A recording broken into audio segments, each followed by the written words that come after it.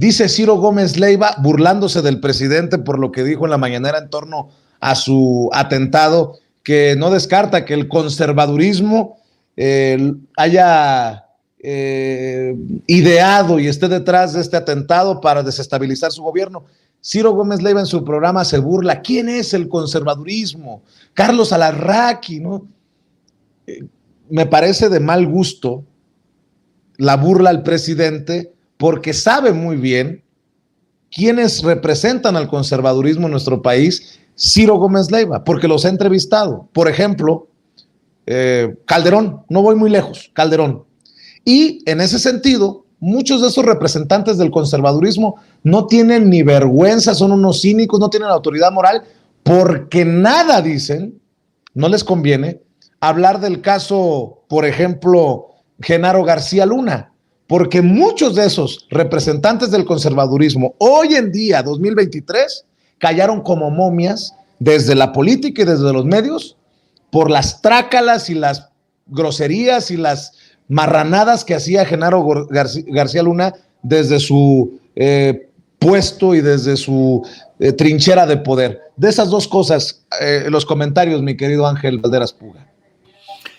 Pues mira, yo quisiera ver a Ciro Gómez burlándose después del supuesto atentado. ¿Se reiría?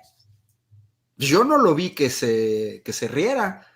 El presidente señala una hipótesis que es plausible, que no sería la primera vez ni en México ni en el mundo que sucediera una cosa de ese tipo.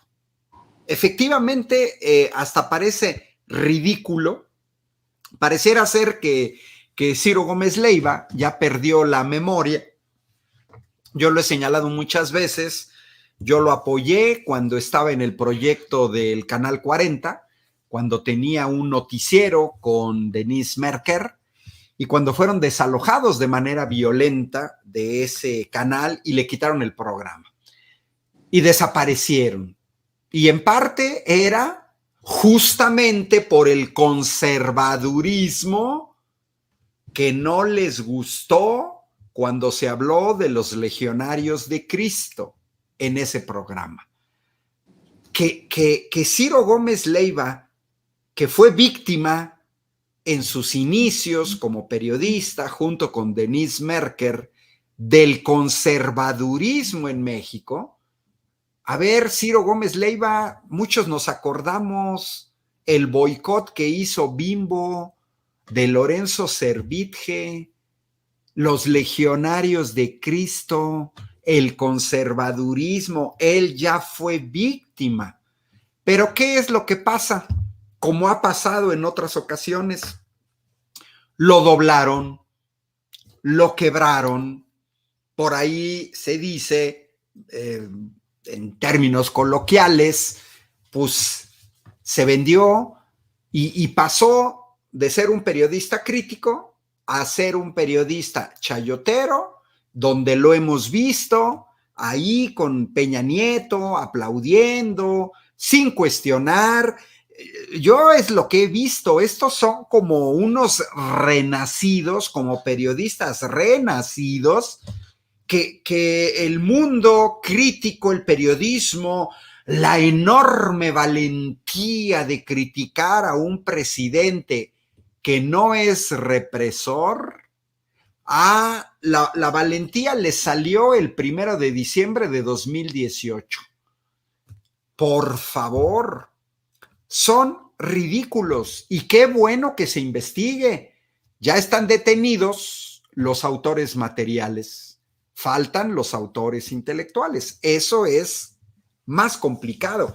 Pero el presidente tiene razón.